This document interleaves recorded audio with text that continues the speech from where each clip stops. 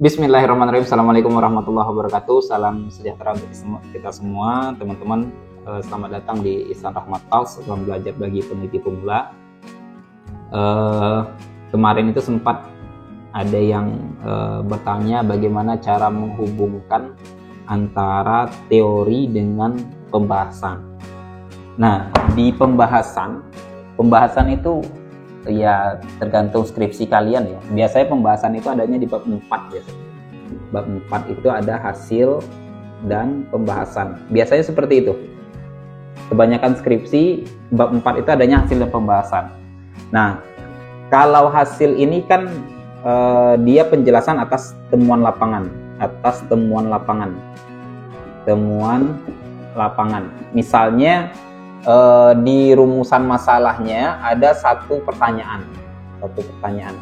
Nah, kemudian pertanyaan ini akan dijawab di bagian hasil menggunakan temuan lapangan. Temuan lapangan itu ya otomatis apa yang ada di hasil penelitian di lapangan yang diperkuat oleh wawancara, observasi, dan dokumentasi. Nah, itu kalau kualitatif ya. Kalau kuantitatif berarti hasil olah kuesioner. Itu kalau dia kuantitatif. Kalau kualitatif berarti jawaban atas pertanyaan ini itu dijawab menggunakan temuan-temuan lapangan. Karena itu kalau ini ada skripsi mahasiswa, kebetulan saya berikan contohnya. Ini adalah bab hasil dan pembahasannya. Ini hasil dan pembahasan. Nah, di bagian hasil ini teman-teman bisa melihat ada petikan-petikan wawancara. Nah, petikan wawancara ini semuanya itu mencoba untuk menjawab rumusan masalah. Ini ada petikan wawancara. Nah, ini ada foto. Foto ini sebagai bentuk dokumentasi. Jadi, ketiga hal ini diupayakan ada di bagian hasil penelitian. Ini karena dia kualitatif ya, jadi saya nggak bisa mencontohkan yang kuantitatif, yang kuesioner. Itu adalah hasil penelitian. Nah, kalau seandainya pembahasan beda lagi. Kalau pembahasan itu adalah hasil ekstraksi. Ekstraksi itu apa? Berarti bagian-bagian inti dari temuan lapangan. Jadi temuan lapangannya dibuat poin-poin saja. Oh, ternyata berdasarkan pertanyaan ini hasil penelitiannya 1, 2, 3 misalnya. Nah, yang 1, 2, 3 ini yang dibahas nantinya di sini. Di ekstraksi dibahas. Kalau dalam contoh ini strategi jaringan sosial dalam menghimpun dana donatur, pertanyaan penelitiannya itu bagaimana strategi jaringan sosial dalam menghimpun dana donatur di madrasah aliyah. Itu pertanyaan penelitiannya. Mana ya? Bagaimana jaringan sosial berkontribusi di dalam penghimpunan dana donatur. Temuan penelitiannya ada 3. Ini sudah saya baca tadi. Temuan penelitiannya ada 3. Yang pertama itu ternyata ada dalam bentuk jaringan personal. Yang kedua itu ada dalam bentuk jaringan kemitraan. Yang ketiga itu ada namanya jaringan sponsorship. Ini sudah dia jelaskan di bagian temuan lapangan berbasis wawancara, observasi, dan dokumentasi. Nah, sementara jaringan personal ini, yang 3 hal ini, itu yang dia bahas secara lengkap di bagian pembahasan. Saya hapus dulu ya. Sekarang kita masuk ke bagian pembahasan. Saya ini menjelaskan alurnya agar nggak tiba-tiba jeglek langsung jadi ya. Nah, A-nya biasanya kan bagian hasil ya, hasil penelitian. Nah, ini silakan digelontorkan. B-nya adalah pembahasan. Nah, di bagian pembahasan inilah ketiga hal tadi dibahas. Cara menjelaskannya bisa saja kalian memulai bahwa penelitian ini telah menemukan 3 bentuk jaringan sosial dalam penghimpunan dana donatur. Titik. Pertama, disebut jaringan personal. Titik. Nah, boleh didefinisikan jaringan personal merupakan, ini bisa dijelaskan, otomatis jaringan personal ini kalian jelaskan bukan berdasarkan buku. Ya, ada saja misalnya kalian ketik di Google, apa itu jaringan personal, nanti akan muncul jaringan personal. Tapi definisi di sini berdasarkan data lapangan yang sudah kalian analisis, itulah yang ditulis di sini. Kalau kalian menemukan sesuatu juga di skripsi kalian, jangan lupa didefinisikan dulu.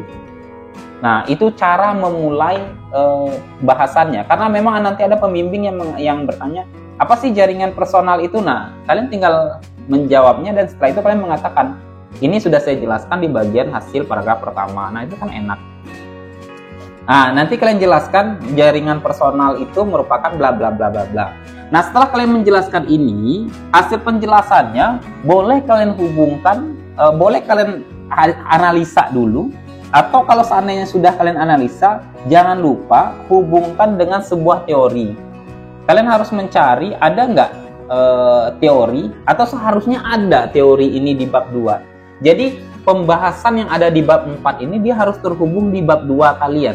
Bab 2 itu kan kerangka teori, landasan teori, harusnya ada. Tapi kalaupun tidak ada, kalian harus mencari ada nggak sebuah teori yang menjelaskan bahwa jaringan personal ini memang memungkinkan bagi seseorang untuk bisa mendekati diri lebih dekat. Nah, kalau di dalam skripsi ini dia jelaskan bahwa jaringan personal ini bisa terbentuk karena adanya kedekatan emosional. Nah, itu bentuk dari analisis di pembahasannya. Dia memberikan penjelasan bahwa bagaimana sih jaringan personal ini bisa membantu seseorang untuk menghimpun dana. Ternyata ada kedekatan emosional di dalamnya.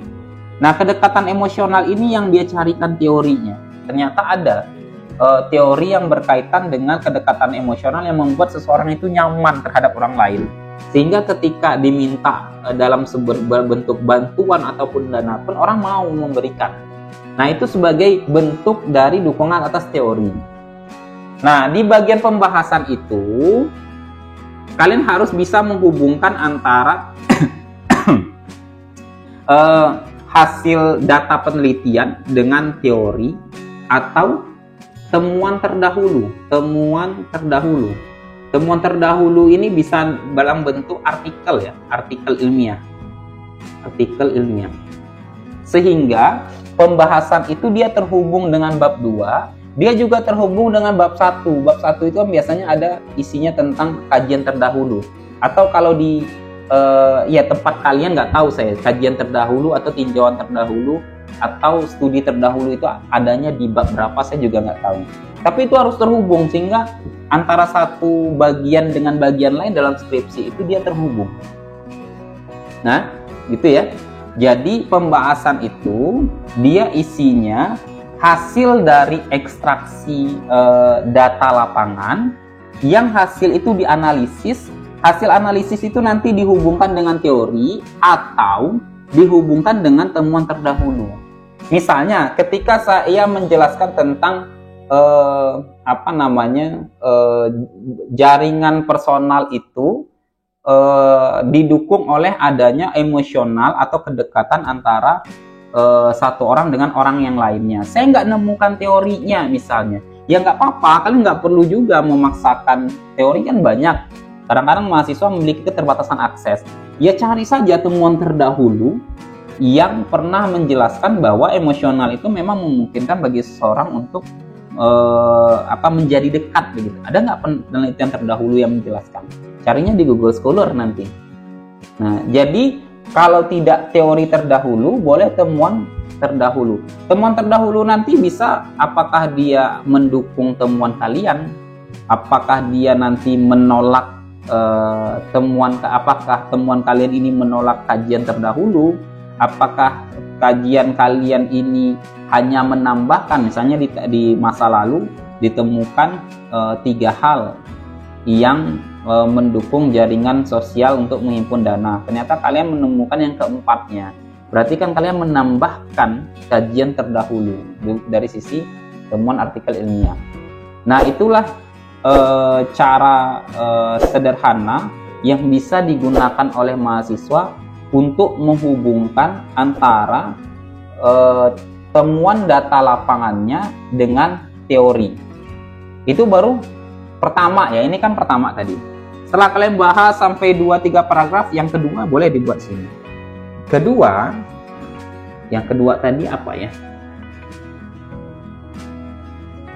Nah, misalnya sini. Kedua, jaringan kemitraan ya. Jaringan kemitraan merupakan, nah, didefinisikan lagi. Apa definisinya? Setelah didefinisikan, boleh kalian ulas dulu kemitraan. Tapi ingat, ngulasnya nggak boleh ada data wawancara, nggak boleh ada data-data observasi dan dokumentasi, karena ini memang tingkatnya sudah di atas hasil. Kalau hasil berbicara tentang data, kalau pembahasan berbicara tentang ekstraksi atas data lapangan tadi. Nah, setelah kalian menjelaskan ini, baru hubungkan dengan sebuah teori. Teori apa yang bisa mendukung bahwa jaringan kemitraan itu memang dengan adanya orang saling berhubungan sehingga terbentuklah sebuah kedekatan. Nah, itu boleh teori yang digunakan. Atau kalau seandainya nggak nemukan teori seperti yang saya katakan, berarti carilah temuan kajian terdahulunya. Kajian terdahulu dari artikel terdahulu, itu juga bisa. Nah, pertanyaannya, Pak, apakah setiap temuan kami ini wajib dihubungkan dengan teori ataupun kajian terdahulu? Enggak juga. Kalau memang kalian mengulasnya secara baik, itu sudah cukup. Tapi kalau setiap temuan kalian nggak ada hubungannya dengan teori dan artikel, jangan juga, karena kalian nggak hidup di ruang kosong. Karena setiap penelitian itu pasti ada landasan atas teori terdahulunya. Sehingga kalian itu memang meneliti di dalam ruang yang sudah ada sebelumnya.